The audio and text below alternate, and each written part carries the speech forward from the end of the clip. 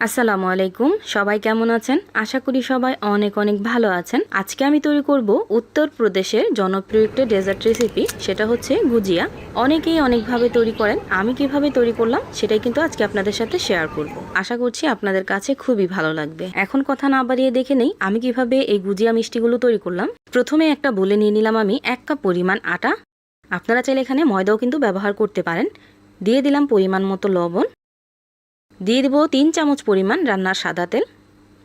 এখন সব কিছু খুব ভালো করে একটু মিশিয়ে নিব। সব কিছু একসাথে খুব ভালো করে মিশিয়ে নিছি। এখন অল্প অল্প করে পানি দিয়ে সফট একটা ডো তৈরি করে নিব। কোনোভাবে একদম শক্ত করে ডো তৈরি করা যাবে না, একদম নরম করে একটা ডো তৈরি করে নেবেন।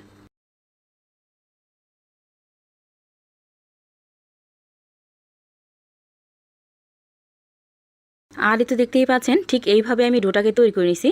এখন 20 মিনিটের জন্য রেস্টে রেখে দেব। এখন আমি গুজিয়ার জন্য ভিতরের পুরটাকে রেডি করব। এই জন্য আগে থেকে আমি 5 থেকে 6 চামচ পরিমাণ একটা ফ্রাই প্যানে ঘি নিয়ে নিছি। দিয়ে দিলাম হাফ কাপ পরিমাণ সুজি।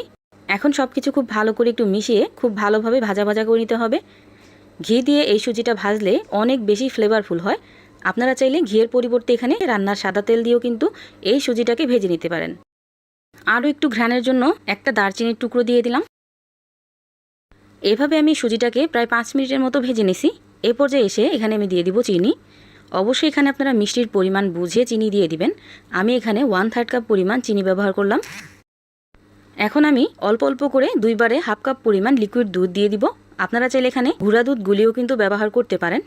এখন চুলার আঁচটা কমিয়ে ততক্ষণ পর্যন্ত রান্না করব যতক্ষণ না সুজিটা খুব ভালোভাবে ফুটে উঠতেছে।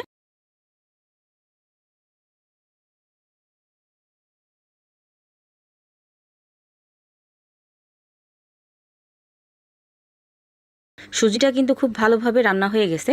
এই পর্যায়ে এসে এখানে আমি দিয়ে দিব 1 কাপ পরিমাণ চীনাবাদাম আর কাঠবাদাম কুচি। আপনারা চাইলে এখানে যে কোনো বাদাম ব্যবহার করতে পারেন। চাইলে কাজু বাদামও আর পেস্তা বাদামও দিতে পারেন। আবার চাইলে কিশমিশও ব্যবহার করতে পারেন। এখন এই বাদামগুলোকে খুব ভালোভাবে মিশিয়ে নিব। মিশিয়ে নেওয়া হয়ে গেছে। এখানে এখন দিয়ে দিব 1/3 কাপ পরিমাণ নারকেল কোড়া। দিয়ে দিব পরিমাণ মতো একটু লবণ। লবণ দিলে এই গুজিয়ার পুরের টেস্টটা অনেক গুণে বেড়ে যাবে। এখন সব কিছু আবার খুব ভালোভাবে একটু মিশিয়ে নিব। আর মিশিয়ে নিলেই কিন্তু এই গুজিয়ার পুরটা একদম পারফেক্টলি রেডি হয়ে যাবে। আর এতে দেখতেই পাচ্ছেন এই গুজিয়ার পুরটা কিন্তু একদম পারফেক্টলি রেডি হয়ে গেছে। দেখেই নিশ্চয়ই বুঝতে পারতেছেন একদম নরমও হয় নাই, একদম কড়কড়া শক্তও হয় নাই। ঠিক এইভাবে আপনারা এই পুরটাকে রেডি করে নেবেন। আর এতে দেখতেই পাচ্ছেন 20 মিনিট হয়ে গেছে। এই ডোটা কিন্তু এখন অনেক বেশি সফট হয়ে গেছে। এখন হাত দিয়ে খুব ভালোভাবে আবার একটু মথে নেব। 2 থেকে 3 মিনিট খুব ভালোভাবে আমি মথে নিছি। আর এতে দেখতেই পাচ্ছেন ডোটা কতটা সফট হয়েছে আর কতটা পারফেক্ট। এখন এখান থেকে ছোট্ট একটা লেচি নিয়ে নিলাম। এখন এই লেচিটাকে আমি ছোট ছোট করে এইভাবে কেটে নেব, যেভাবে আমরা লুচি বানাই ঠিক ওইভাবে। এখন এখান থেকে ছোট্ট একটা লেচি নিয়ে ঠিক লুচির মতো শেপ দিয়ে নিব গোল করে।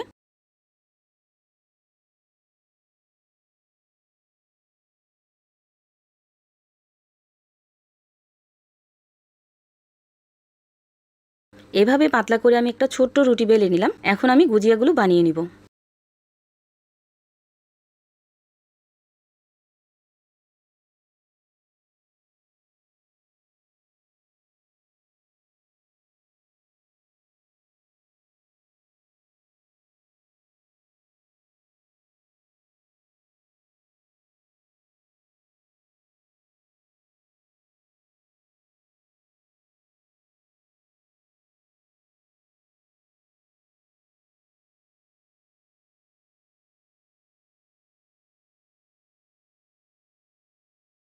এভাবে আমি কিছুটা গুজিয়া বানিয়ে নিছি। বানানোর পরে এখন আমি এই গুজিয়াগুলো কিছুটা ভেজে নেব, কারণ এই গুজিয়াগুলো ভাজতে কিন্তু অনেক বেশি সময় প্রয়োজন। এজন্য প্রথমে যেগুলো বানাইছি ওগুলো তেলে দিয়ে দিলাম। তেলের পরিমাণটা একটু ঠিক রাখবেন, একেবারে কম তেলে ভাজতে যাবেন না, তাহলে কিন্তু কড়কড়া হয়ে যাবে বা পুরোটা ডুববে না আর ভাজা ভালো হবে না। আর চুলার আঁচটা থাকবে একদম মিডিয়াম টু লো হিটে। মিডিয়াম টু লো হিটে একটু সময় নিয়ে উল্টিয়ে পাল্টিয়ে এই গজাগুলো ভেজে নিতে হবে। একদম হাই হিটে ভাজতে যাবেন না, তাহলে কিন্তু গুজিয়াটা ভিতর থেকে পারফেক্ট হবে না, আর অনেক বেশি মচমচে হবে না, আর সংরক্ষণও করতে পারবেন না। এই গুজিয়াগুলো ভাজতে প্রায় 10 মিনিটের মতো সময় লাগছে। এখন আমি তেল ঝরিয়ে গুজিয়াগুলো উঠিয়ে নিব। দেখতেই পাচ্ছেন একদম পারফেক্টভাবে কিন্তু ভাজা হয়ে গেছে। এখন এই গুজিয়াগুলোর জন্য আমি চিনি শিরা তৈরি করব। এই জন্য হাফ কাপ পানির সাথে হাফ কাপ দিয়ে দিলাম চিনি। এখন এই চিনি শিরাটাকে 5 থেকে 6 মিনিট আমি জাল করে নেব। যেহেতু আমি কম শিরা তৈরি করতেছি এজন্য এদিকে আমি এই গুজিয়াগুলো এইরকম ছিদ্রযুক্ত একটা জালিতে নিয়ে নিছি আর নিচে একটা বাটি দিয়ে দিছি। এদিকে কিন্তু 5 মিনিট হয়ে গেছে। এখন এই শিরাটাকে আমি কিছুক্ষণ এইভাবে নেড়েচেড়ে একটুখানি ঠান্ডা করে নেব।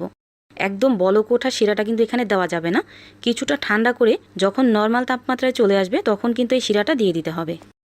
যেহেতু আমি কম শিরা তৈরি করছি এই জন্য একটা একটা করে আর দিলাম না, ঠিক এইভাবে আমি শিরাগুলো দিয়ে দিব। এভাবে আমি 2 থেকে 3 বার রিপিট করব, তাহলে কিন্তু শিরাটা খুব ভালোভাবে প্রবেশ করবে।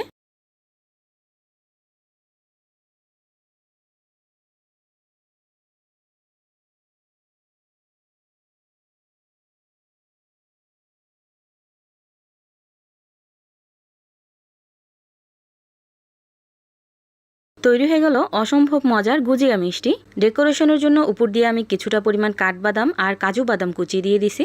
এখন এগুলো পরিপূর্ণভাবে ঠান্ডা হয়ে গেলে বাইরে রেখে খেতে পারবেন 1 সপ্তাহ পর্যন্ত, আর নর্মাল ফ্রিজে রেখে খেতে পারবেন প্রায় 15 দিন পর্যন্ত। এখন এখান থেকে একটা গুজিয়া মিষ্টি আপনাদেরকে ভেঙে দেখাচ্ছি যে কতটা পারফেক্ট হয়েছে।